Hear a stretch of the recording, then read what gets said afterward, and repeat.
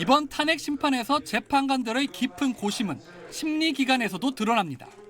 탄핵 소추부터 선고까지 소요된 시간만 111일.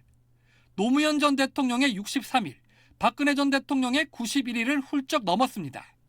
심리가 길어지면서 재판관 5대3 교착설이 제기됐지만 보수 중도 진보 성향할 것 없이 결론은 전원일치 파면이었습니다. 심리 과정에서 토론은 치열했지만 결론은 일치한 겁니다. 그러면서 협의는 없고 배제만 남은 정치권을 향해 묵직한 메시지를 던졌습니다. 피청구인과 국회 사이에 발생한 대립은 일방의 책임에 속한다고 보기 어렵고 이는 민주주의 원리에 따라 해소되어야 할 정치의 문제입니다. 청구인인 국회 측, 피청구인인 대통령 측을 차례로 쳐다보며 대화, 타협, 존중도 강조했습니다.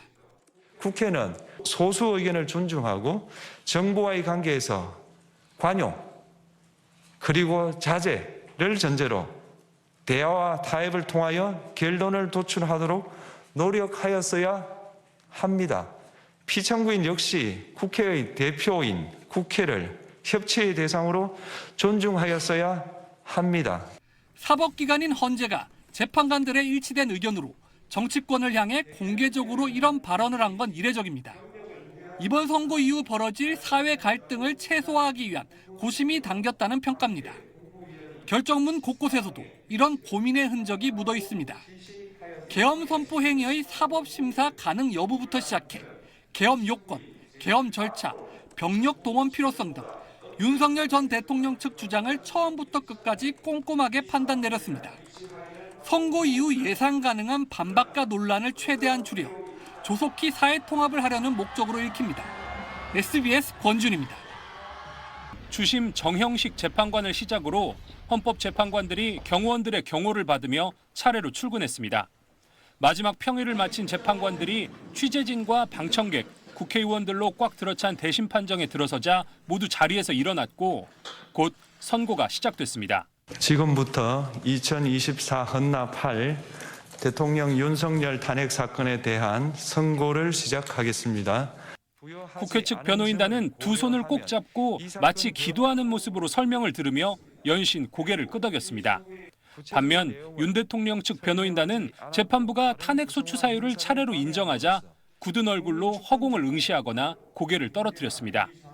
주문을 읽기 직전 말을 더듬기도 했던 문형배 헌재소장 권한대행은 파면 주문을 낭독한 뒤 부담을 덜어낸 듯 옆자리에 있던 김형두 재판관의 어깨를 두드리기도 했습니다.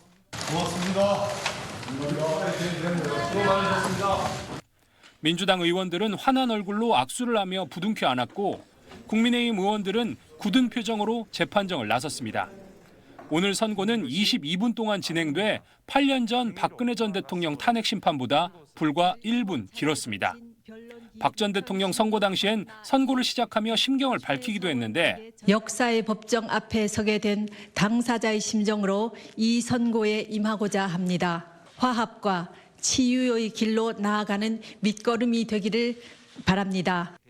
오늘은 바로 쟁점들에 대한 판단에 들어갔습니다.